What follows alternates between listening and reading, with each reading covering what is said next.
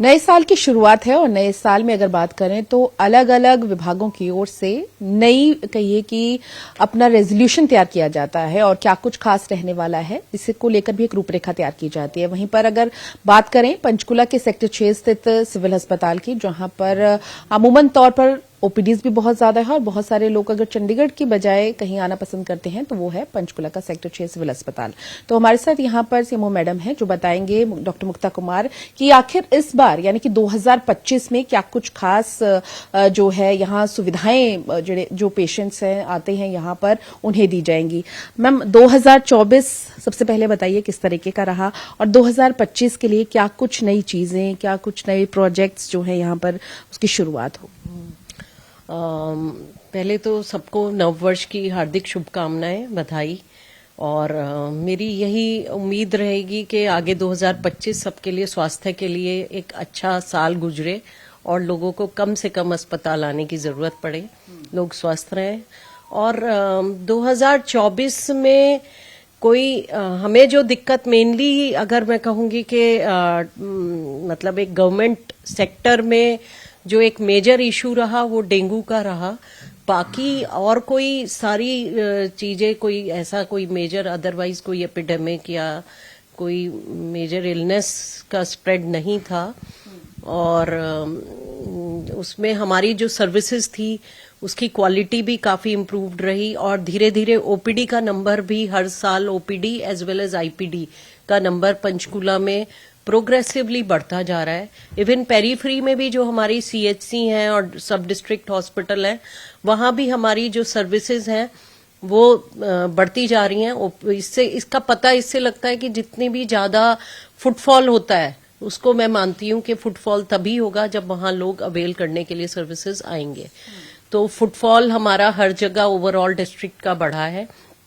इसके अलावा हम रेगुलर बेसिस पे हमने हेल्थ कैंप्स भी, आयुष्मान शिविर की शुरुआत की है जिसमें हम स्पेशलिस्ट सर्विसेज प्रोवाइड करते हैं अलग अलग रोटेशन बेसिस पे।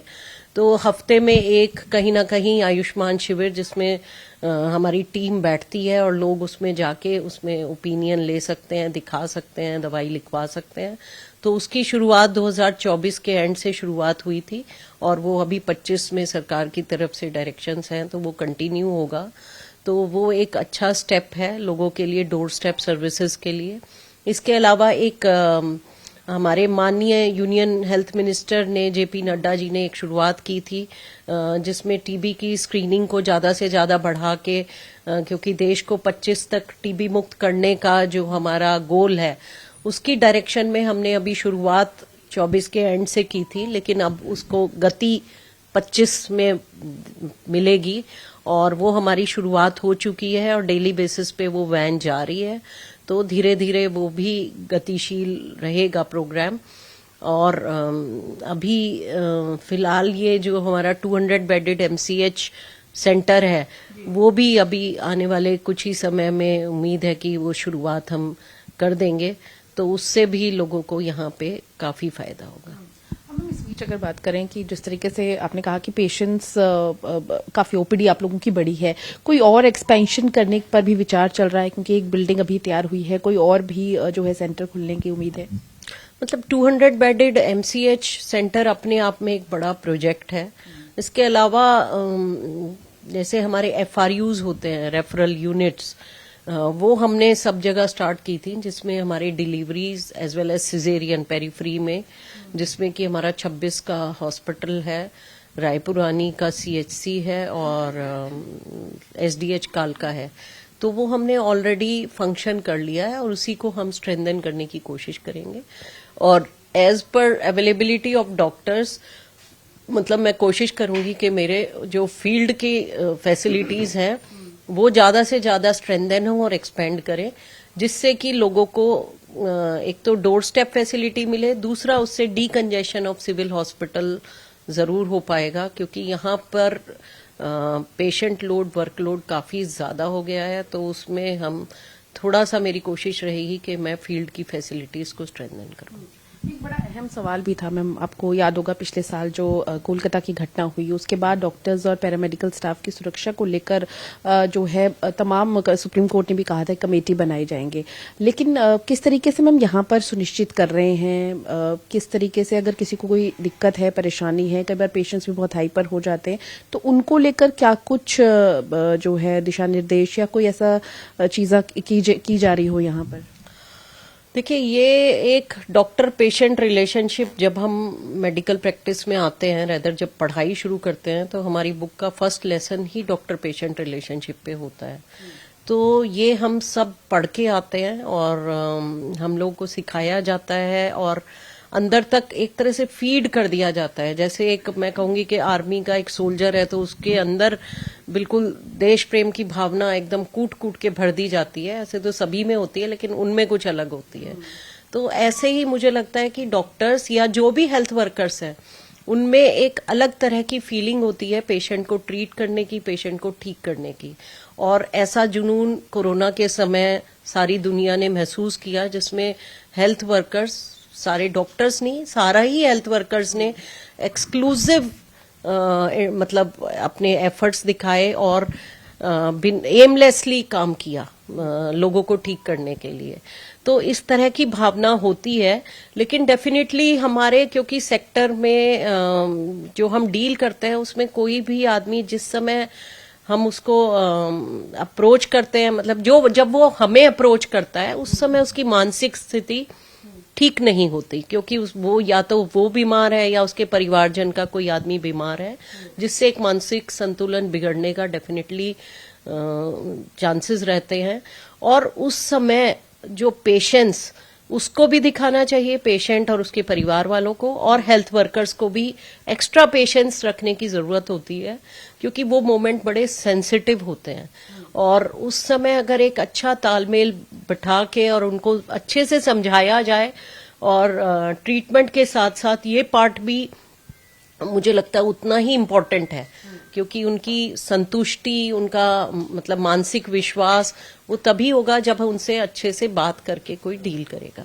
तो वैसे सब में होती है ये भावना, सब कुछ है, लेकिन डेफिनेटली कभी ना कभी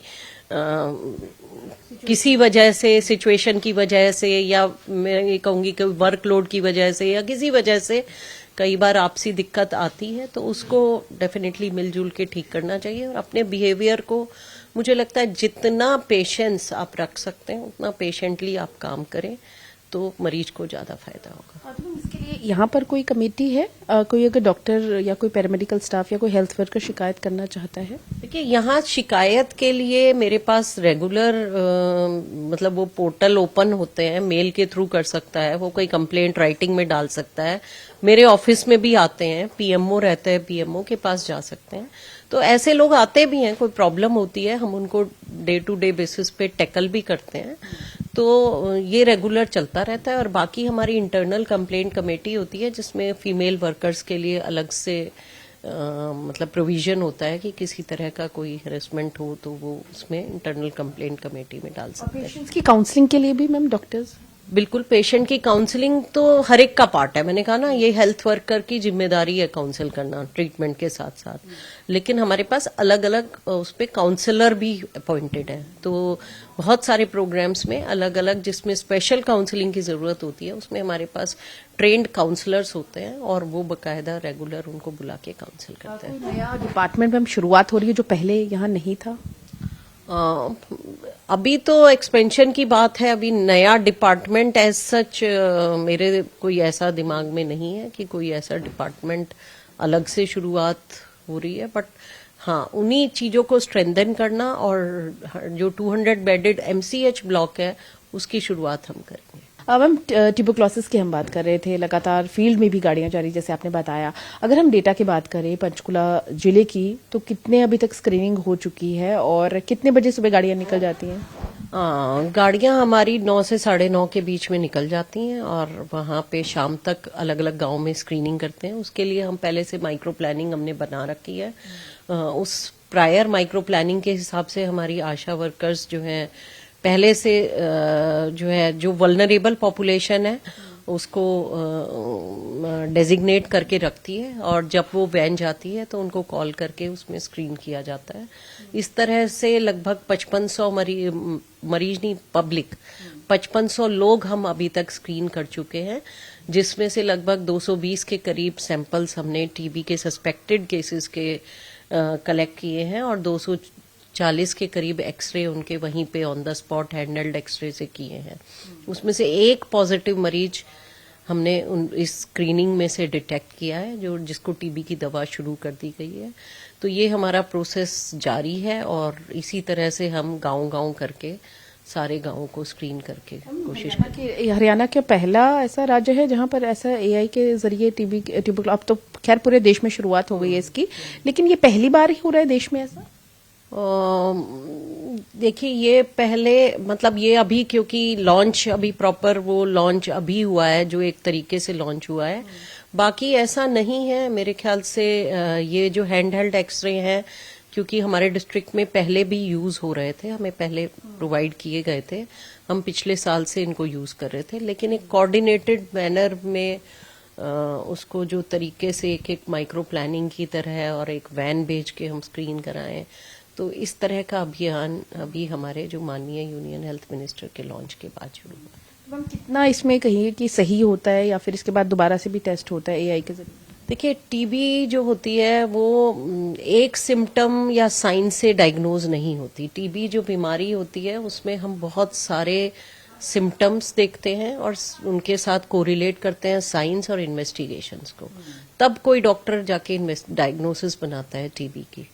तो उसमें हमारी वल्नरेबल पॉपुलेशन है, मान लो जैसे कॉन्टैक्ट है, जो टीबी के मरीज के कॉन्टैक्ट्स हैं, या 60 साल से ऊपर के लोग हैं, कोई इम्यूनो कॉम्प्रोमाइज्ड इंसान है, कोई क्रॉनिक स्मोकर है, डायबिटिक है, एचआईवी पेशेंट है। इस तरह से हमारी हाई रिस्क पॉपुलेशन होती है। तो क्योंकि हर आदमी का सारे टेस्ट करना तो मतलब डिफिकल्ट टास्क है, उसमें या तो लोग खुद ही अगर कोई कंप्लेंट होती है तो अप्रोच करते हैं, या जो वुल्नरेबल पॉपुलेशन है जिसमें हमें ज्यादा चांसेस होते हैं कि टीबी की बीमारी होने के चांसेस ज्यादा हैं, उनमें हम इलेक्टिवली स्क्रीन करते हैं। उसके अलावा कोई कंप्लेंट लेके आए, कोई खांसी है, उसको बुखार है, भूख नहीं लग रही, उसका वजन घटता जा रहा है, तो ऐसे बहुत सारी, कोई क्रॉनिक पेन एब्डोमेन है, कोई अल्टरनेट डायरिया कॉन्स्टिपेशन है, इस तरह की बहुत सारी कंप्लेंट्स होती हैं जिसमें टीबी हो सकता है। तो उसके हिसाब से फिर हम उसके टेस्ट करते हैं या उसके एग्जामिनेशन करते हैं। टेस्ट में शुरू में हम एक्सरे करके रूल आउट करते हैं कि कोई एक्सरे में उसकी कोई फाइंडिंग तो नहीं है।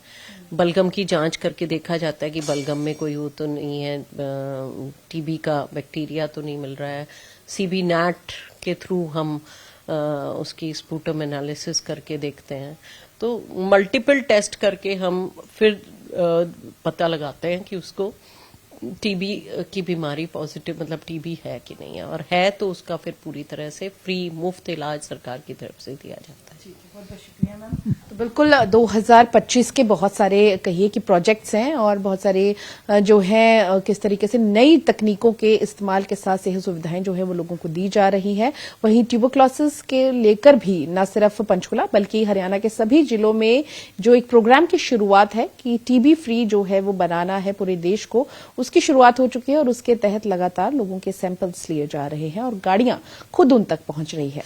कैमरा पर्सन सुमित सिंह के साथ पूजा वर्मा, डेली पोस्ट पंजाब, हरियाणा, हिमाचल।